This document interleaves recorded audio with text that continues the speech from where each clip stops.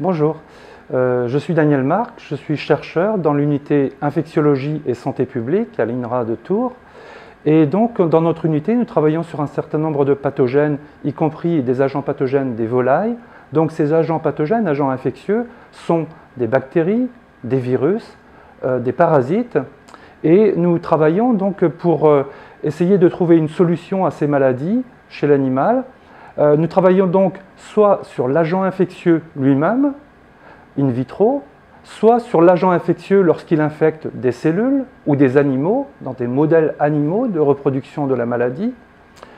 Et tout cela en vue de réduire l'impact des intrants médicamenteux ou de trouver des solutions, des solutions médicamenteuses ou prophylactiques pour ces maladies. Et donc, je travaille, moi, plus particulièrement sur un virus ou sur une classe de virus qui sont les virus influenza ou virus de la grippe aviaire. Et donc, sur ces virus, nous essayons de comprendre quels sont les mécanismes qui permettent au virus de passer des palmipèdes sauvages aux volailles domestiques. Donc, c'est ce qu'on appelle des déterminants de virulence ou déterminants d'adaptation.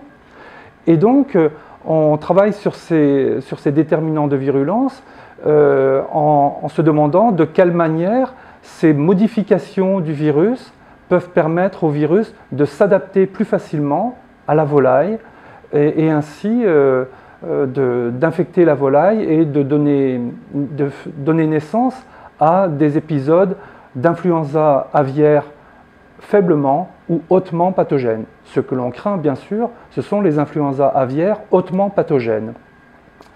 Et donc, nous travaillons aussi donc, à déterminer, à identifier ces déterminants de virulence et d'adaptation, ce qui permet donc une meilleure surveillance sur le terrain, afin de savoir si un virus isolé dans la faune sauvage est susceptible de passer chez la volaille. Donc ça peut aider à la surveillance des virus influenza dans l'avifaune sauvage.